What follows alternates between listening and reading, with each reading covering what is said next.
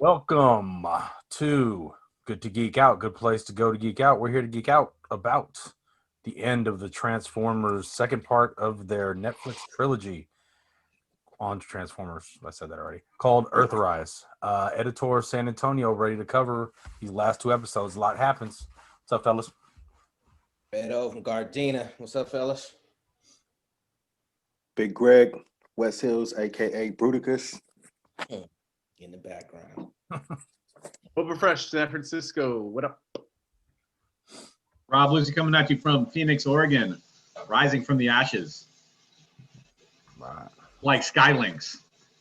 I want to go on record in saying that the Skylinks true to form Transformer G2 toy Skylinks that was on the screen was amazing because I've always hated that design.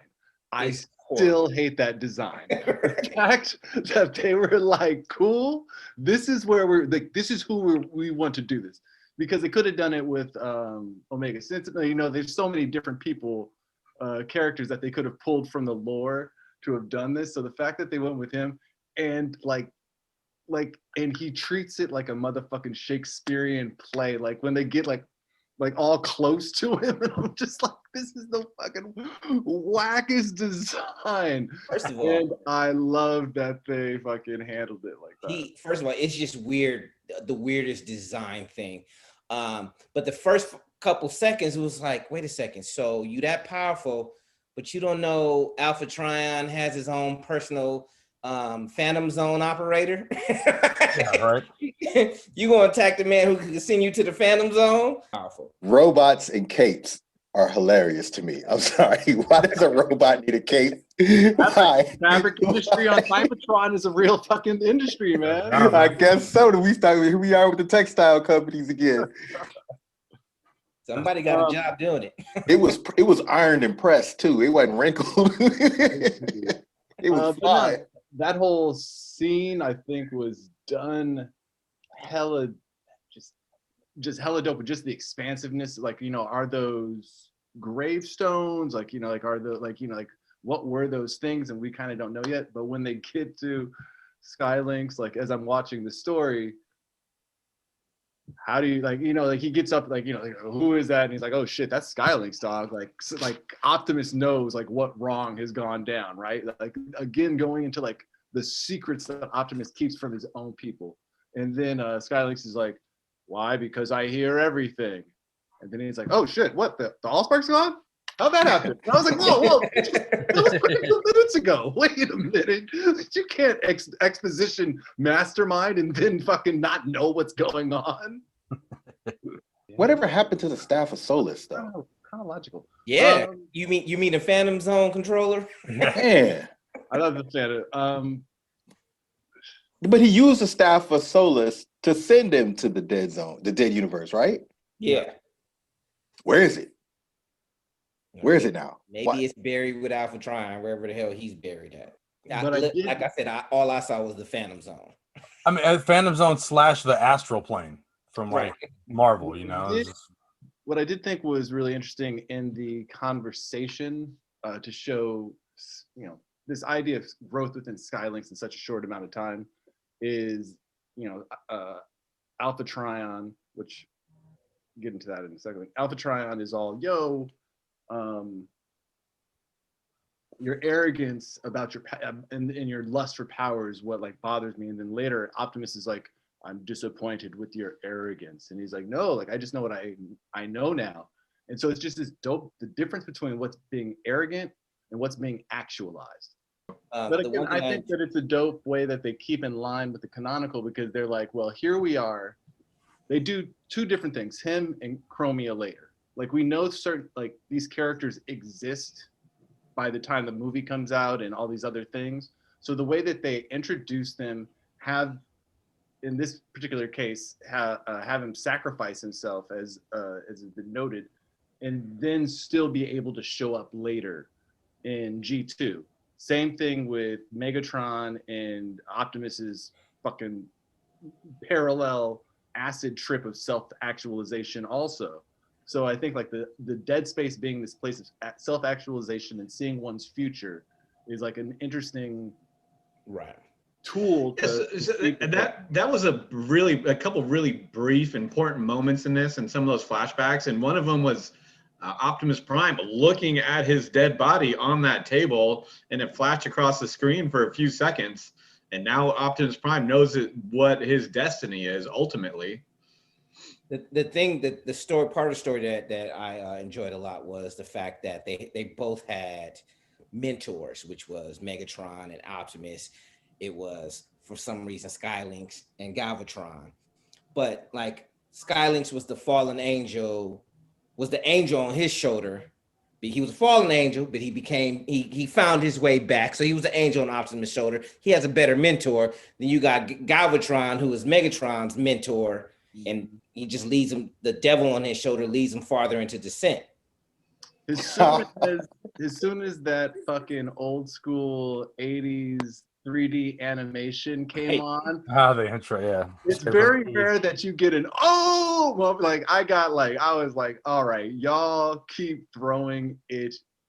You can keep throwing everything at the wall, and it's all sticking on some level. So let me ask you guys: is Galvatron Megatron from an alternative timeline? No, he's He's what Unicron created when he repaired him, and I guess somehow he was able to come back. He's Biff. It was 100% old Biff going back to give the sports almanac to young Biff.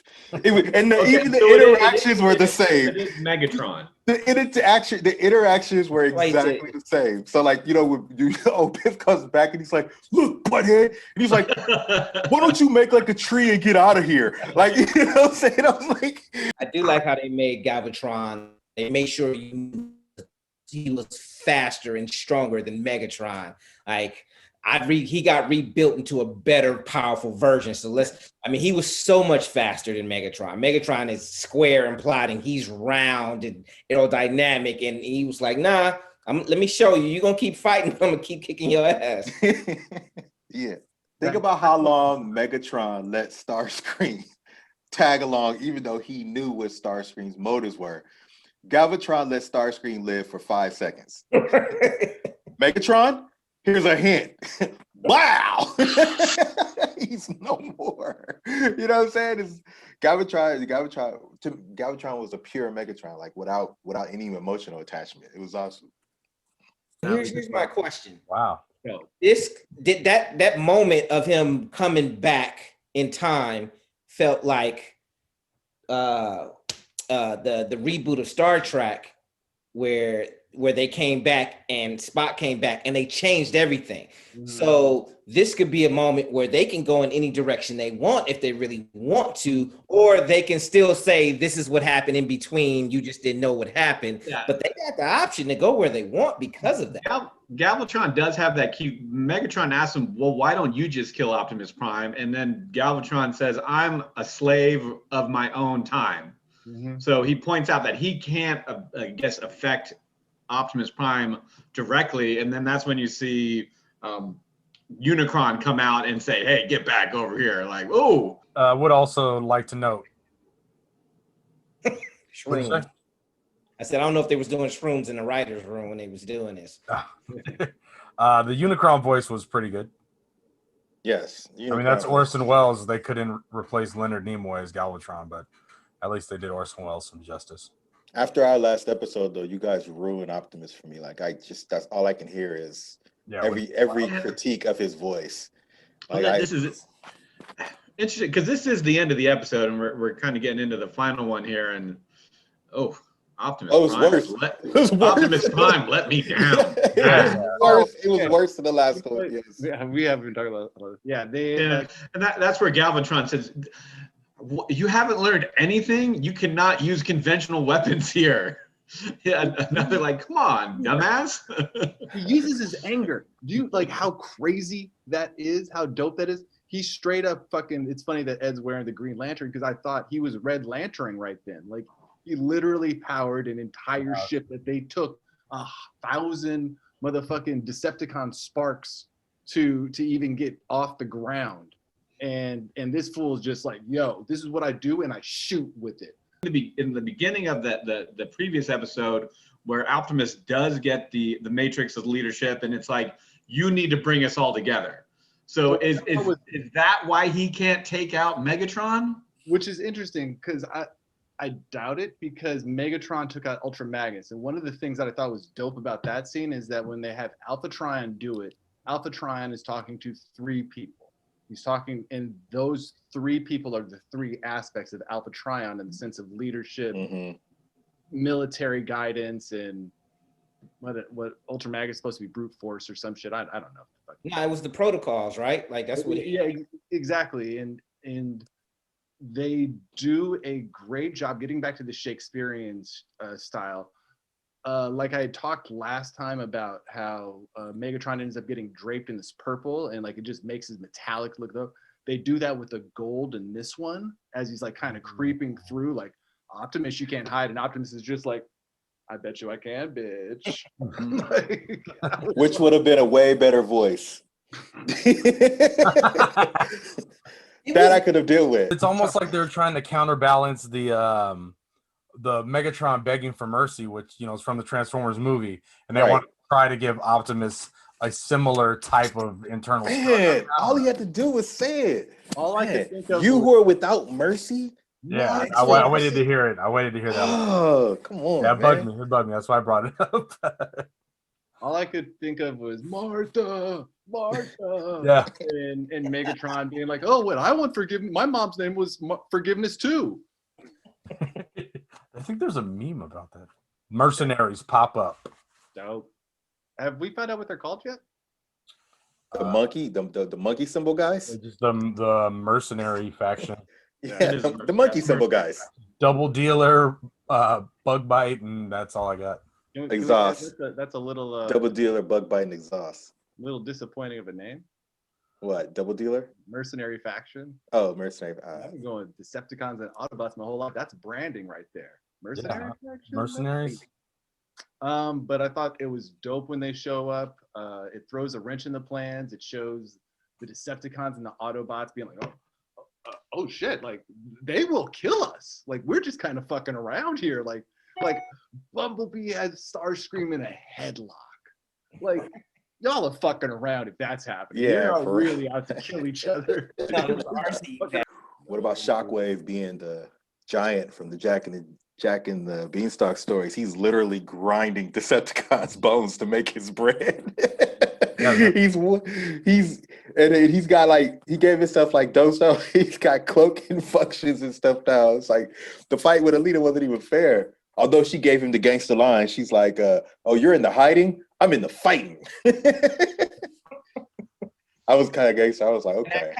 It kind of makes sense now, because it's like, okay, so is this how he becomes that powerful?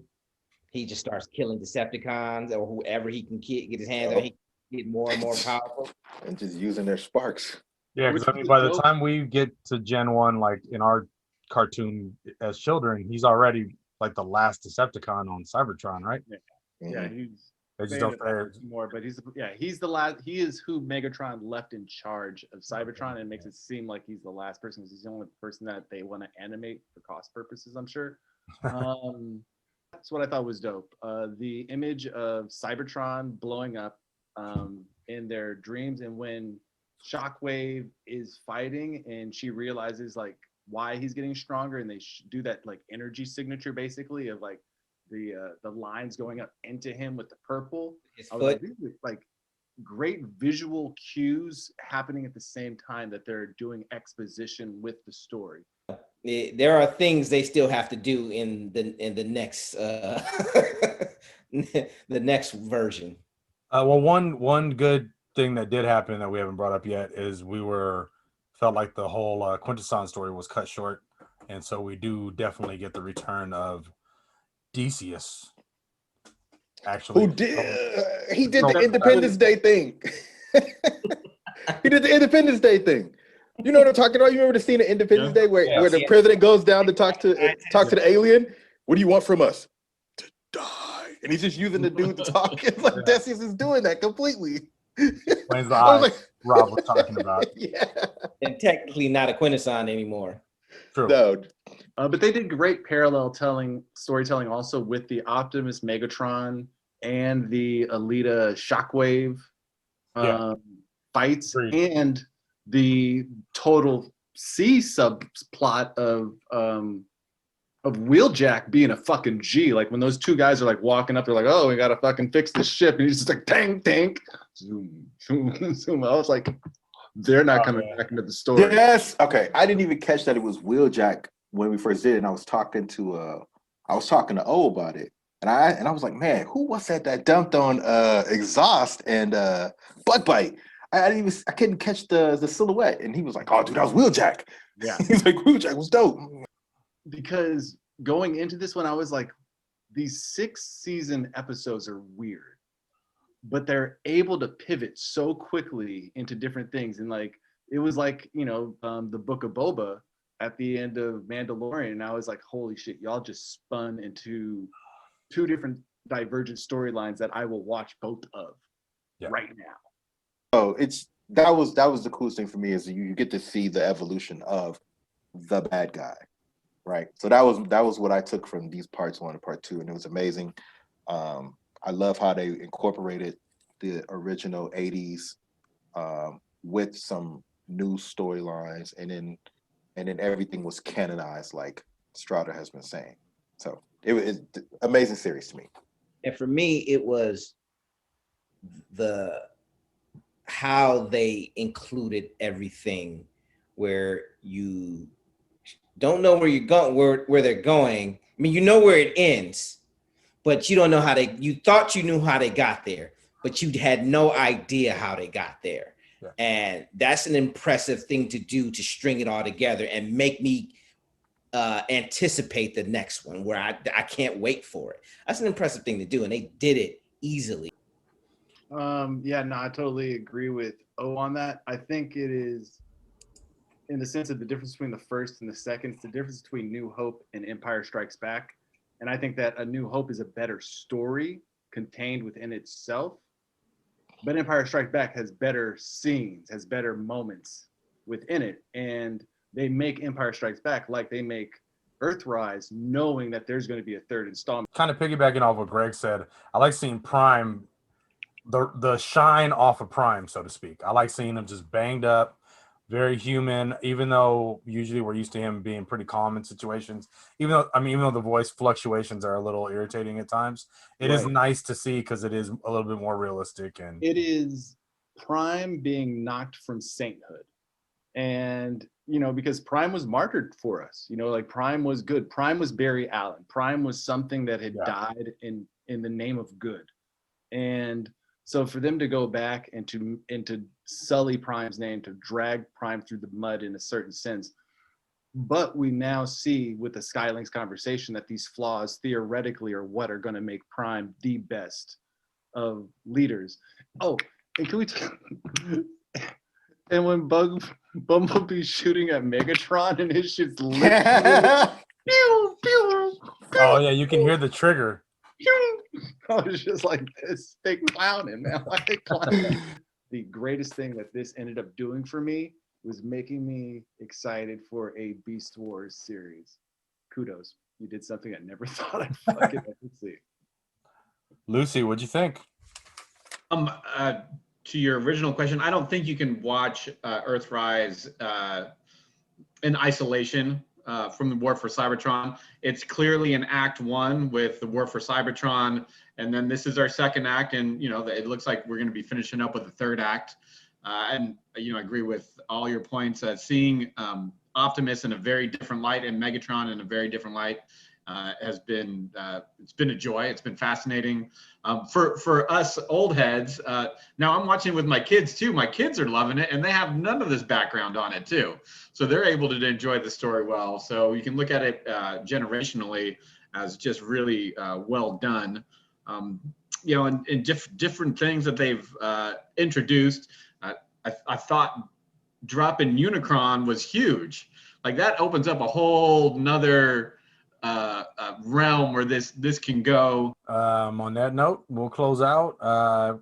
patiently await part 3. It's been fun rolling out with you guys. Until next time, Editor, late.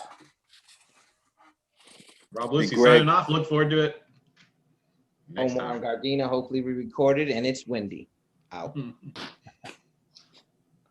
Big Greg West Hills, aka Bruticus. I'm out. Boba Fresh, San Francisco. Thank you for tuning in. Spoiler alerts.